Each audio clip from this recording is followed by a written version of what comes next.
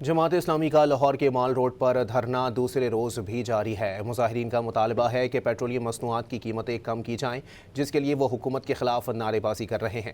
مزید جانتے ہیں ڈان نیوز کے نمائندے غلام مرتضیٰ سے۔ مرتضیٰ، بتائیے گا احتجاج کی تازہ ترین صورتحال کیا ہے؟ جی، جماعت اسلامی کا مال روڈ پر دھرنا دوسرے روز بھی جاری ہے۔ دھرنے میں بڑی تعداد میں جماعت اسلامی کے کارکنان موجود ہیں۔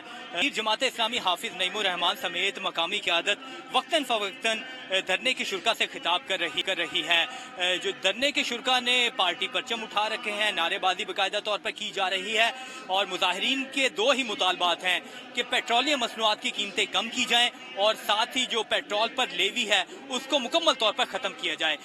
جو مقامی قیادت ہے اور امیر جماعت اسلامی ہے، ان کی جانب سے کہا گیا ہے کہ حکومتی جو ٹیم ہے یہاں پہ آ کے مذاکرات کرے، اور ان کے جائز مطالبات ہے، جب تک مطالبات تسلیم نہیں کیے جائیں گے یہاں پہ دھرنا جاری رہے گا۔ تمام جو مال روڈ کے راستے ہیں، خاص کر چیرنگ کراس کے چاروں اطراف پہ جانے والے، انہیں خاردار تارے لگا کر بند کیا گیا ہے۔ ٹریفک کی روانی متاثر ہو رہی ہے اور ڈائیورشن لگائی گئی ہیں، مختلف جو راستے دیے گئے، لیکن شہریوں کو دقت کا سامنا کرنا پڑ رہا ہے۔ بہت شکریہ غلام مرتضیٰ۔